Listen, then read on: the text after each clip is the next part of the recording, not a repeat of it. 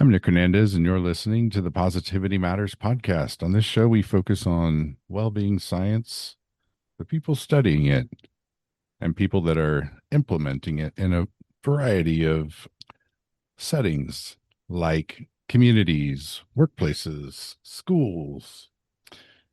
Getting to the heart of the matter, though, where the research itself takes place, we have Professor Maital Neta as a guest on the program. She conducted research at Harvard Medical School from 2004 to 2006 and received her PhD in cognitive neuroscience from Dartmouth in 2010. She began life thinking that she would be an artist and then became a mentor to young people in college. And now she is a professor. Maital, welcome to the show. Thanks so much for having me. I may have said that much less uh, meaningfully than the way that you described that process. Tell us about yourself. I'll let you introduce you. Yeah. So as you said, I started down this pathway, I think strangely, with an interest in art and a passion for art. And I was quite committed in my teen years to be an artist. But then I think I started to have cold feet and kind of worried that maybe I wouldn't be able to build a career. Maybe it was more of a hobby. And so at the last minute, I took a deep turn. And I thought, well, what would I want to do if it wasn't art? And after kind of just mind wandering about it for a while, I thought, well, neuroscience makes the most sense. And usually when I say that, people laugh at me because it doesn't at all make intuitive sense to go from art to neuroscience. But in my mind at the time, I thought, well, what is it that draws people to art? Or what is it that, makes people react emotionally to some work of art? And other people have a very different reaction to the same piece of art, to the same painting. And I thought, well, it has to be something in your brain, right? That makes you either go, ah, or, ugh. And I wanted to know what that was. And I wanted to understand why would two people look at the same picture and have very, very different emotional responses to it. So that's what I set off to do. And I took a lot of turns between then and now, but that's pretty much the basis of what I study now, and also how it's related to um, psychological, emotional, physical well-being. What is emotion? What is art? How do they connect? Wow, those are some heavy hitters. What is emotion is a very, very big question in the field right now. So I'm gonna sidestep that landmine and not exactly define it, but of course, we all sort of intuitively know it as some kind of physiological reaction that happens in our body in response to something. It could be an external event, it could be another person, it could be a memory or something internal. Um, but we have something that happens in our body and in our mind, right? We think something good or we think something bad, um, and and yeah, we kind of have a whole story around why or how. But yeah, so I guess without getting too deep into the trigger terms that I know, will start some fights among the emotion researchers, I think that's sort of a generic definition. And I think, funnily enough, and maybe I haven't really thought about it until this very moment, but I think art sort of is similar in the sense that it is a thing that creates a sort of physical, emotional, mental response in many people. I mean, some people can probably, I imagine, can probably look at art and feel nothing and not care and not be engaged by it, but that's certainly not my experience. So for me, it's something that kind of stirs an emotion. That's a good way of putting it. Um, how about the philosophical dimension of uh, looking at things like the from the theoretical perspective? Um, at some point, theory has to be formulated around the research. Mhm. What is that part like for you? Yeah.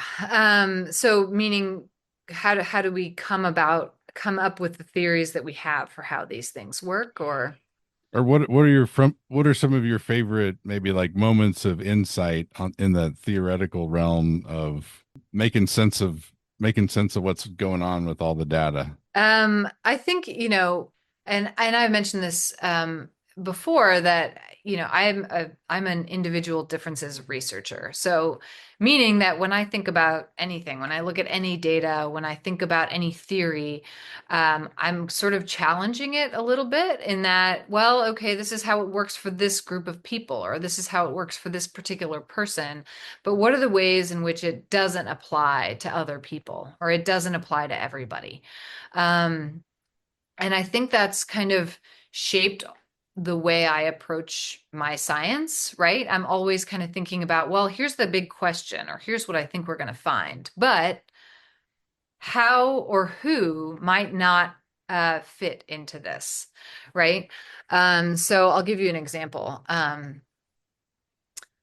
There's a couple different examples I could go with, but there's one finding, and actually, this is not even from my own work, but it's based on my work. And I have a collaborator whose name is Nim Tottenham. She's fantastic. She's at Columbia University. And she has, for a long time now, been using a task that I developed to study individual differences in emotional development, meaning how do kids come to see things in, process these sort of ambiguous pictures and circumstances. And so Nim had this project that she was working on with previously institutionalized kids. So kids that had been previously in the system, but they're no longer, right? So they've been adopted or they've just grown. And when we talked about it, we thought, well, these kids that have been previously institutionalized experienced, of course, some early life adversity, early life stress. So it makes good sense to think that when they view some of these ambiguous stimuli, they're probably going to see them as more negative, right? Just because that stress response, the trauma, right, might drive people to see these things as more negative. And in fact, when we look at samples of kids that are higher in depression or higher in anxiety, they do see things as more negative. But what happened, and I think I always think about this because, you think about the times where your hypothesis was wrong, right? It turns out we were wrong. And those kids that had been previously institutionalized were actually more positive. And so it always jumps out at me as like this sort of pivotal moment of like, wow, sometimes things really don't work the way you think they're going to. And so she did some neuroimaging work with these kids and found essentially that their brains had matured faster as a result of this early life adversity, that the connectivity of their brain looked more like a child that was older than they really were. And one thing we know from my work is that as kids get older, they become less negative. They become more positive. And actually, in adults, we have a greater tendency to be able to see things as more positive than kids typically do. And so the sort of explanation that at least fit with some of the neuroscience data was that these kids were more positive because they matured faster. And it was the early life adversity that sort of triggered that faster maturity. Um, so and I think, I think what the adventure of science is that you think you know what's going to happen, and sometimes you're wrong, but figuring out how you're wrong is the most fun thing. So I've that's been one example. wrong my whole life. I never quit being wrong. Yeah, me too.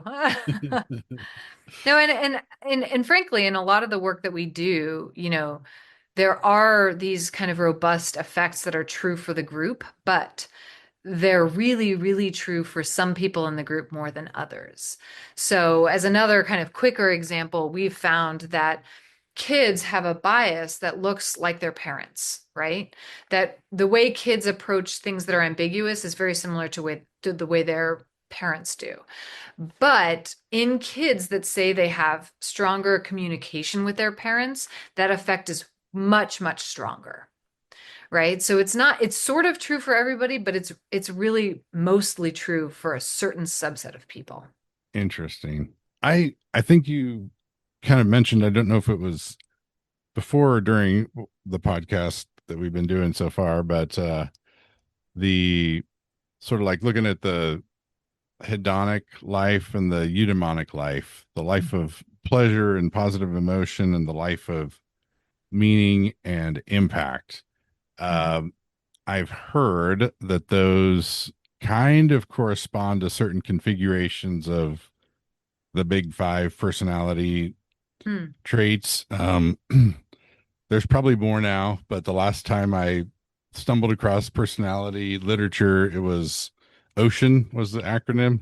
Yep. Uh, I'll let you say it because there's probably more to it now. What the big five traits Yeah, are, yeah. Tell yeah. us the So the big five. acronym, Yeah. I think that's the easiest to remember is OCEAN, which is openness, conscientiousness, extroversion, agreeableness, and neuroticism. I heard that the hedonic life sort of corresponded to one configuration, the eudaimonic with another, but Hmm. that neither had a really good correlation with openness. Hmm. And so some psychologists were like, "Why is that? What's that? What's that mean?" Yeah. And what they came up with was this idea that there's this other way in which people experience, they feel like they're having a good life, and that they're calling it like psychological richness or the interesting life, Hmm. where you maybe you're not trying to avoid pain, but you're after what's interesting. Maybe it brings pleasure, maybe it brings lots of pain, but it's Right. the interesting thing that like compels them.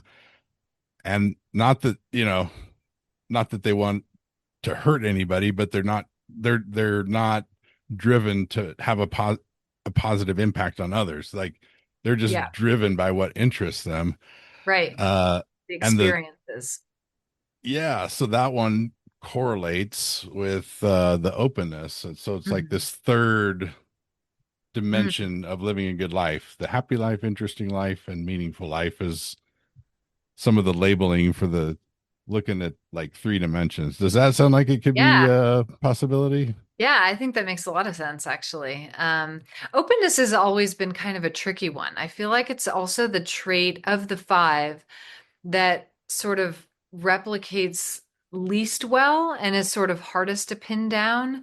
And, when you think about, there's been a lot of work just looking at the big five traits in non-human primates and in cultures all over the world, and just like what are the things that are kind of really truly universal about personality or individual differences. And openness is this one that's sort of yeah, it's just kind of all over the place, and you don't always see it in every group. So but yeah, I think generally that makes a lot of sense, that it's like this sort of kind of what makes things interesting, right?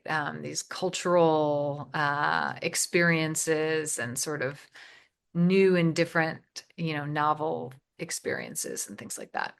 Creativity.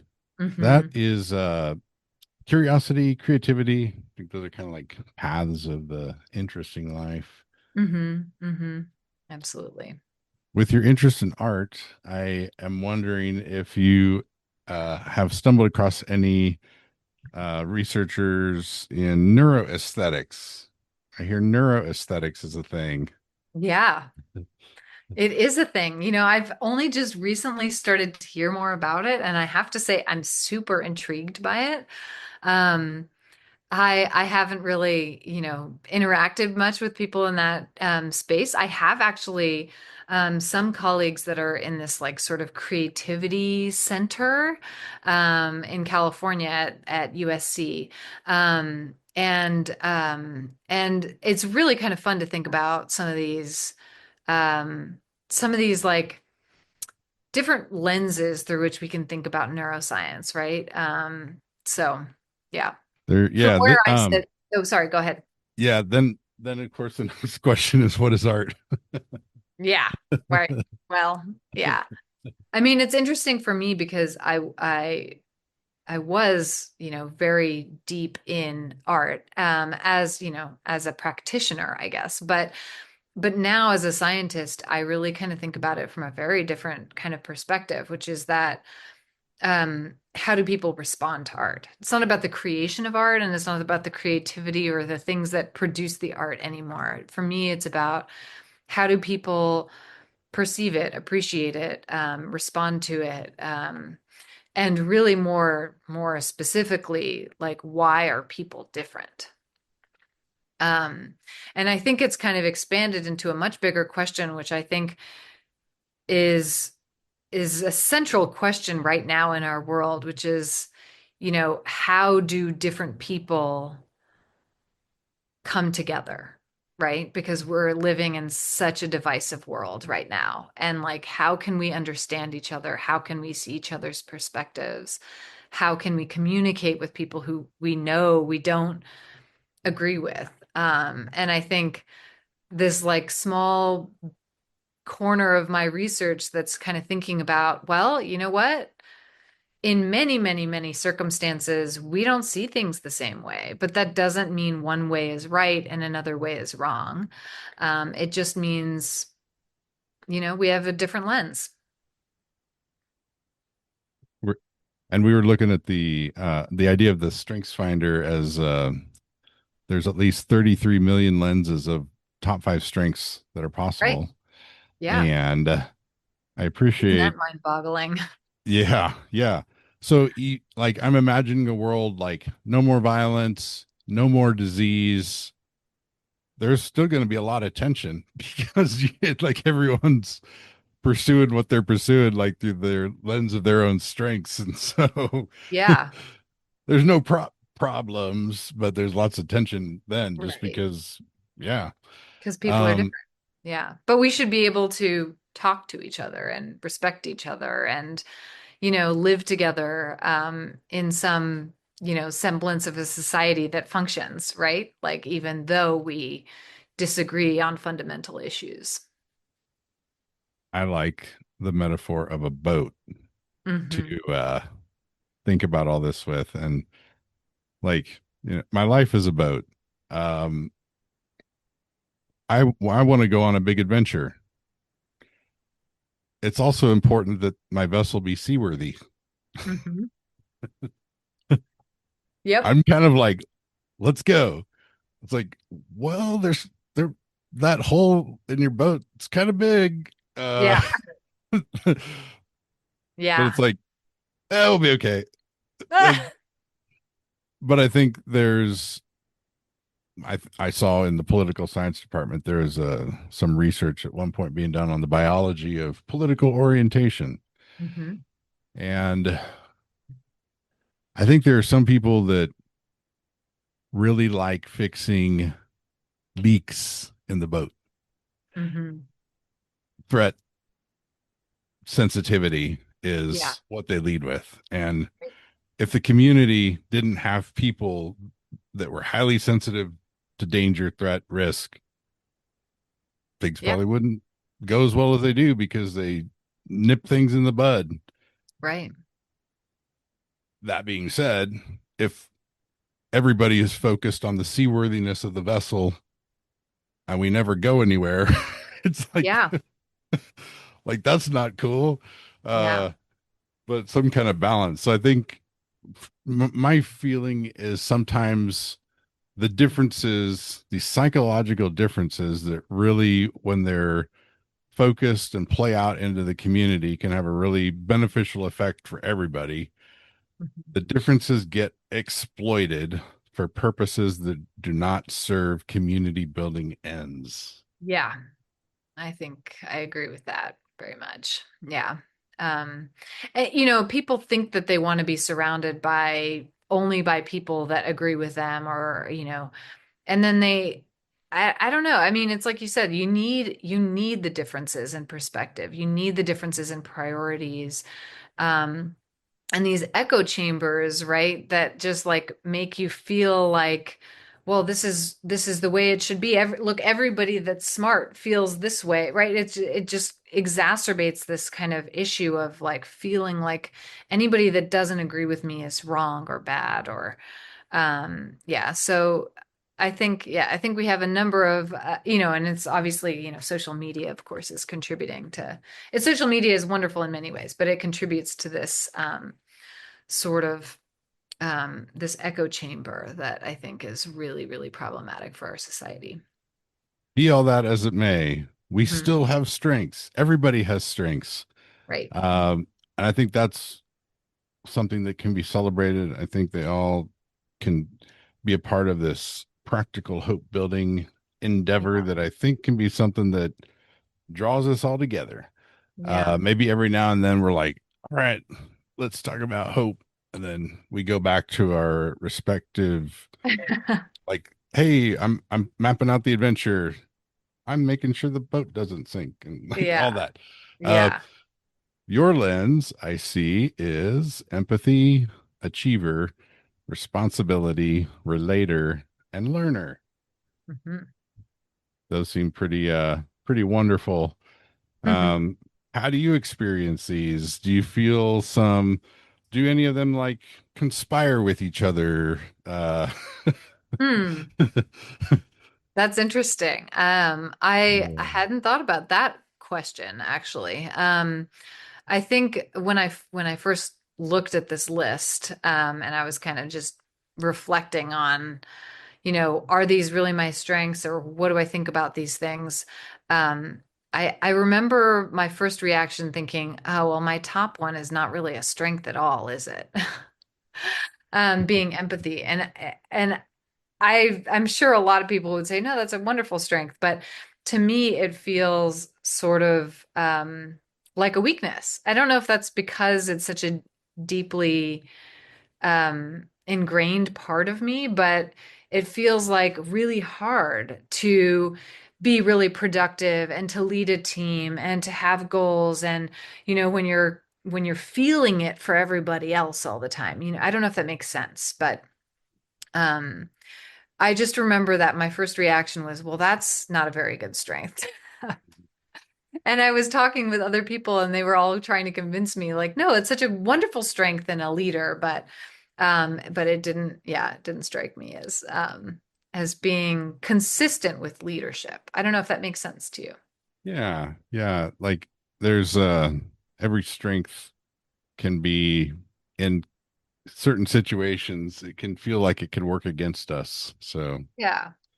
I mean, and yeah. I think if you're asking about like things that don't really work together, right? It almost seems like empathy and achiever, which are my top two, really like do they go together, right? If empathy is about feeling and being aware of other people's feelings and experiences, like can you do that and also be really motivated to achieve, right? I mean, I mean you must be able to, but I guess conceptually it doesn't seem like those things go together very well. I'm looking at empathy and relator and Mhm. thinking those two pair nicely. Yeah.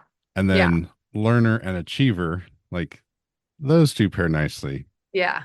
Some people enjoy learning, but not everyone that enjoys learning goes on to get a PhD and live a life of research and teaching. So Right. that Yeah. would be like something that can happen, I guess, if you have learner and achiever. Right. Yeah, absolutely. So, and um, thank you for sharing a little bit about some of the what goes beyond the direct research and teaching. And you mentioned a research leaders program at the Mhm. university that was um, the context in which you came across the strengths perspective. And I was kind of curious. I'm picturing leadership and research, um, something it, well, research matters, leadership matters. The practice of leadership in a context where research is done makes sense. It seems like there's so many permutations of how one thing can benefit the other. Like there's research on leadership, and like and then there's the leadership in research. Right. It sounds kind of awesome to me as someone with connectedness. But what was that experience like? Is it something that continues on? Was it interdisciplinary? Was it like all science, or were there some of the like the humanities involved, or Yeah. So I was actually in the first cohort of the Research Leaders Program, which was about 5 years ago. And it was put together by the Office of Research and Innovation, along with the College of Business Administration. Um, and I don't know exactly what they were hoping for or what it was designed to do, but to me, it seemed like a really useful way of thinking about interdisciplinary science, like because if you really want to tackle the big questions, right, the important questions of our time, you have to bring people together from lots of different disciplines, and you have to have different perspectives, you have to different skills, different strengths, right? And so I think that was, at least for me, that seemed like one of the goals of the program.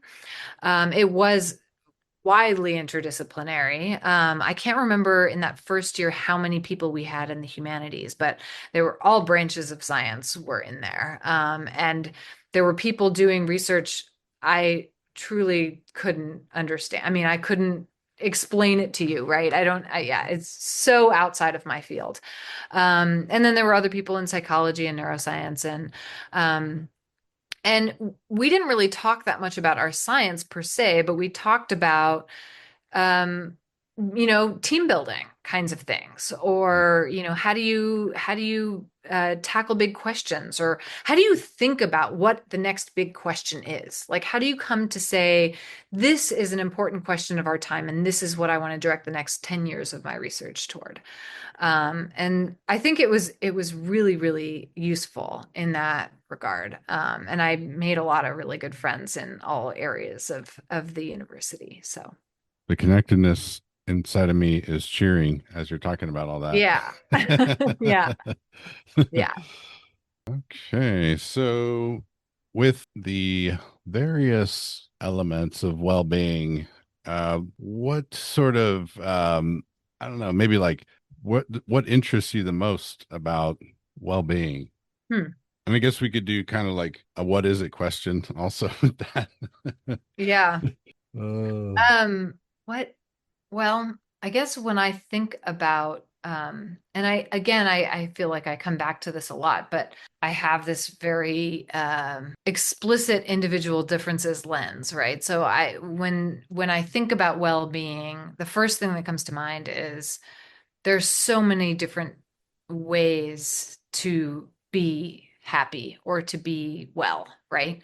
Um, and there isn't a one size fits all. There isn't one solution that's going to work for everybody, or um, one factor that's the most important. I think from my perspective, I mean, it really, really depends from one person to the next. But I try to think about this whole constellation of things, right? We try to measure and study a whole constellation of factors. It could be um, parents. What is your parents' well-being like? What's the history of mental health in your family, or your brain, right? Like, how is your brain organized? What are the kinds of things that your brain reacts to more than others? Like, lots of different kind of neural questions there.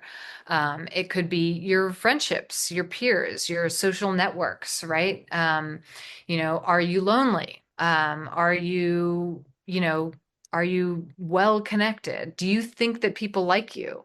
um, And I think there's just so many different factors. And for some people, some of those just won't matter. Like you could have a history of mental health in your family and it won't affect you that much because you have resilience coming from maybe your social networks or, some other things. So we really study this whole constellation of factors, your physical health, how much physical activity you're getting, your sleep, um, we study, your relationships, your depression, your anxiety symptoms, your parents' depression and anxiety symptoms, all kinds of things to really try to get at what makes people function well.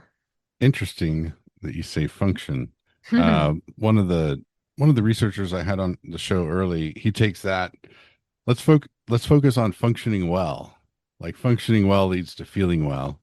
Mhm. And he had this approach to mental health overall where he sort of posed maybe a thought experiment that mental health or mental well-being and mental illness are related things but distinct. Yep. And in that mental well-being dimension, the things that play into that, um, you might be languishing, like he described that for the low end and flourishing for the upper end of that. Mhm.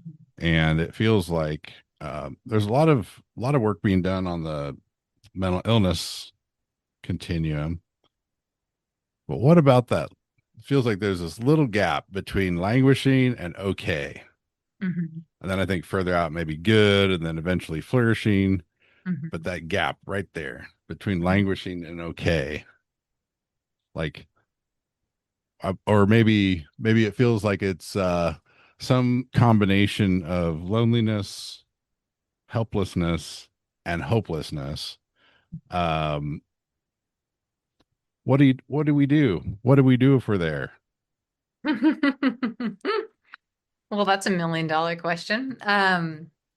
Yeah, I mean, I think that's a really important thing to think about. I totally agree that mental health and mental illness, I mean, they're highly related, but they're not the same thing. And in fact, I think a lot of people talk about um, talk about them like they're the same things, right? Like mental health is the absence of depression or anxiety or whatever it is that might ail you.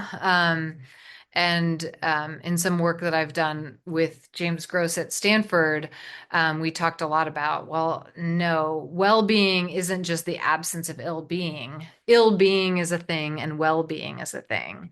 And the two are related, but it's not a perfect correlation.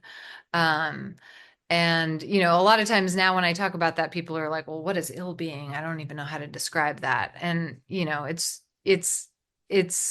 it's an illness, right? It's like something that interferes with your kind of healthy functioning. Now, what do you do if you're in the middle of these things? Like you're not high in ill-being, but you're not high in well-being. I mean, I think and I hate to come back to this again, but I think it really depends on the person, right? I think it depends on what you need, what you rely on, what your strengths are, and what your weaknesses are, right? Are you somebody that you feel pretty good about yourself, you feel confident, you feel like you're good at your job, you feel like, but you're lonely, right? Like you're kind of cruising because like you're not really happy, right? Something's missing, but um so you have to focus on the thing that is interfering with that triad that you said, right? Is it the hopelessness? Is it the helplessness, right? What is it that is standing in your way from feeling like, you know, you're really you're really flourishing? Yeah. One of the things that's coming to mind as you're saying this from the world of philosophy is a perspective on well-being that this is a Valerie Tiberius. She calls it value fulfillment theory. Hmm. And it's basically that reflecting on and taking action to live the values that you feel matter most to you is well-being. And that very much plays to that idea of the individual. Yeah. What are the values, right? Yeah. What are the things that Yeah. you think make a meaningful life? Because that's not the same for everybody.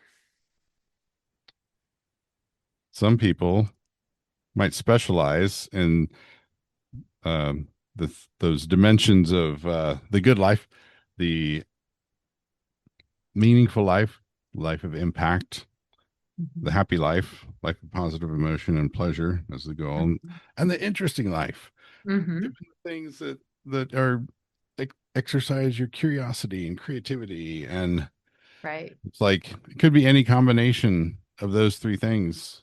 Yeah. Maybe we're specialists, and like one of them really does it for us. Yeah. Yeah. And I think the hardest thing probably for people is, at least I imagine the hardest thing is knowing, right? Like what are the things you value? Like I think, if you haven't really reflected on this and don't have a whole lot of self-awareness, you might not know, oh, well, the thing I'm missing is, I want things to feel more meaningful, right? You might not know that that's like a important value to you because you've never really thought about it.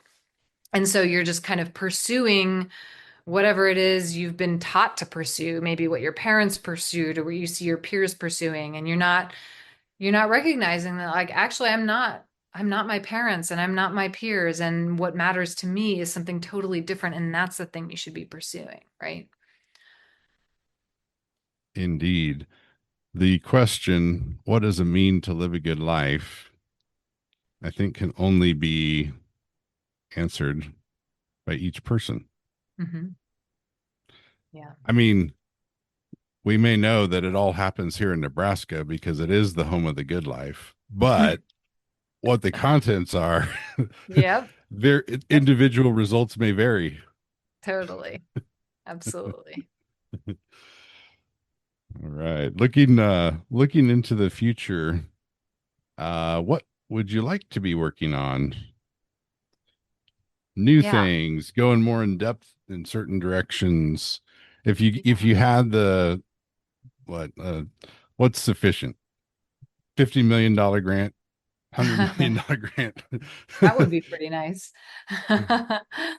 Um, in a number of different contexts recently, we've been studying the effect of other people.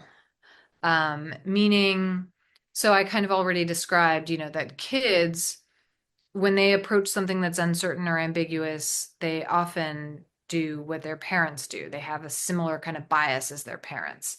Um, And that is more true in kids that say they have a better communication with their parents. Now, you can extrapolate a lot from that, right? Because it's this idea that the people around you can shape the way you see the world, right? And so, in another kind of line of work that we've been pursuing in the last couple of years, and we don't have a full data set yet, so I can't really say too much about it yet, but we've been studying patients with Alzheimer's and related dementia.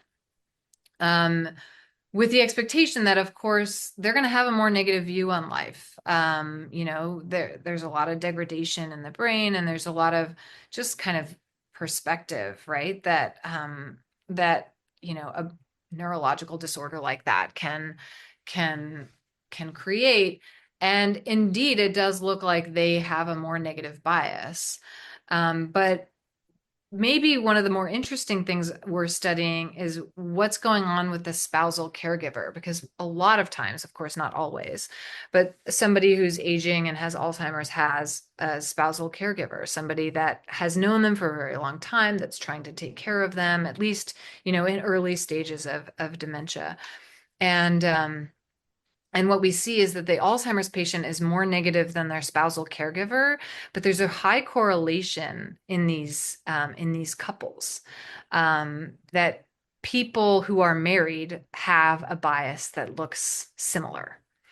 And we're kind of thinking about exploring this just as we did with parents and kids, looking at this in the context of marital satisfaction, relationship quality, are certain married couples more similar than other married couples? And also kind of how can we think about this in the context of healthy aging for both the patient and for the spousal caregiver. So that's kind of another angle of a very similar question. And then a third angle is to think about this just, across the lifespan, right? Our peers, our friends, our social networks, how do these things shape the way we see the world? And I think it kind of extends to this idea of, um, you know, in the extreme, like echo chambers, right? We see the world as the people around us do, and we think everybody sees the world that way. Um, but but it doesn't have to be that way. And what are the kind of boundary conditions for that? Or do we make friends with people that already see the world as we do? Or do we become more similar to the people that see the world, right? That see the world as we do. So yeah, I think there's a lot of interesting questions here about how other people shape our worldview. That's kind of awesome.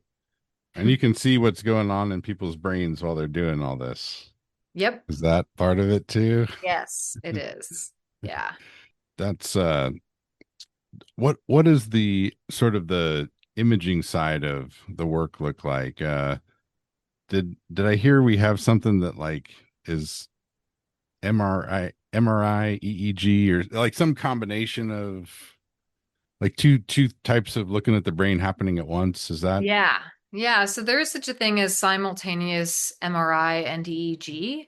MRI, is a measure that looks at kind of focuses more on where in your brain there is activity when you're doing a certain thing. And EEG is not so much where in the brain, but when, sort of the time courses of that response. And so if you do them together, then you can get a kind of more full picture of both the where and the when.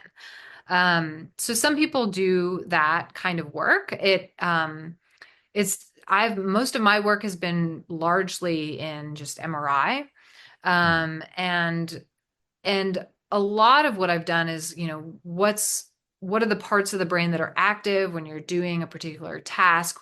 For example, when you're looking at these ambiguous pictures, what are the parts of your brain that are processing it, thinking about it, helping you to make decisions about it, that sort of thing. Also, a lot of the work that I do is what we call resting state MRI, which is what's happening in your brain when you're at rest. You're lying in the tube, eyes open. You're not supposed to sleep. So we make sure your eyes are open. And we can see what's going on in your brain when you're not doing anything in particular. And what we actually do with those data is we look at what we call functional connectivity of the brain, which is essentially if you're looking at the time course of activity in every single region of your brain, you can see how they're all correlated.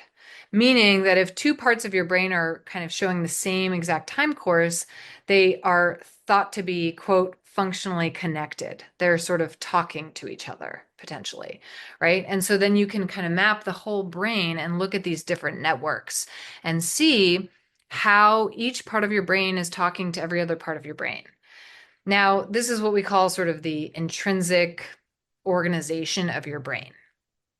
And what's interesting, especially for somebody like me who is really interested in individual differences, is that your intrinsic brain organization is sort of unique from one person to the next. Like it's almost like a fingerprint. Everybody has a brain organization that's sort of different in some ways from other people. That doesn't mean you can't study like group effects, like trends in groups of people. But if you want to think about those individual differences, then you can think about, well, how is this particular brain organization related to this particular outcome, right? This ability to regulate your emotions or this kind of response to ambiguity, your bias, right? And so a lot of the work we've done recently is kind of focused on that. that is awesome. That makes me happy just knowing like that kind of thing is happening. I think One study I saw in, I don't know, science communication was that in many ways, the perception of science, the effect emotionally for many people is it has this hope building quality to it. Mhm. And then for many scientists, there's this joy giving quality of doing the work. Mhm. Yeah. I think that's one of the more generative social practices that we have as a species is science. Yeah. It's sort of like one of the most awesome tools I think that we've come up with. Yeah. Yeah. I obviously agree. Yeah, I mean, I think sometimes when you're doing it, you're kind of in the trenches and you sort of lose some of the big picture, right? You're just kind of like working on the data and you're not really seeing like what it means and the impact. But I think, we're all mostly driven by this like passion, this enthusiasm, this like search for meaning, right? And so it's important to kind of zoom out and think about, well, why am I doing this? Or what do I think we are going to learn from this? And how's it going to help people? Or what's it going to mean? And I think it's a fun thought exercise. Well, I feel like this whole podcast has been a fun thought exercise. Hmm. Thank you so much for being a guest on the show. And if people want to hear more about your work and the world in which you do what you do, where would you send them? Yeah, I have a lab website, canlab.unl.edu. And you can read more about the lab and a lot of the work that we're doing. And then are there any final words, favorite quotes, bits of wisdom, anything that's emerged in conversation, anything that you'd like to say that I haven't asked about? Oh my gosh, I really want to have. I have a quote that I've just been rereading over and over by Viktor Frankl. And this Little is, I think, heavily related to the work that we do, which is there's lots of different ways of, interpreting anything that happens in the world. And your bias really shapes the kinds of relationships you're going to have and your mental health and your physical health. And the quote is, between stimulus and response there's a space. In that space is our power to choose our response. In our response lies our growth and our freedom. sounds like reflection is kind of important. Yeah. Yeah. Yeah, I was digging in on leadership research recently Hmm. and stumbled across a quote that it was basically like you can just move from one experience to the other, but unless you actually like take the time to reflect on experience, like you don't really convert it well into wisdom, or Hmm. the amount that gets converted into wisdom isn't as great as if we take those moments of reflection. And Yeah. it just kind Yeah. of resonated with what you just said. Yeah. Yeah. Absolutely. That's a great one. And thank you for bringing up Viktor Frankl. Like that is to me something that I believe he was working on suicide prevention programming for youth before he himself wound up in a concentration camp. And it feels like he had that high generativity and making a positive impact in the lives of people that he met, Yeah. and that meaning as a topic of inquiry itself and how beneficial that can be. It Yeah. feels like some of these things taking place in Nebraska sort of resonate with that, like strengths, like Mhm. hope science coming out of Kansas. And I feel like I'm living in the world of Viktor Frankl a little Mm. bit between those two things. All right. Well, I hope to have you as a guest on the show again. Uh, Huh, that'd be Maybe we'll great. give a few more papers, maybe the book, maybe a few more motivation symposia. Yeah, for We'll see what sure. happens. Sounds great. Awesome. Thanks Yeah. so much, Nick. It was fun.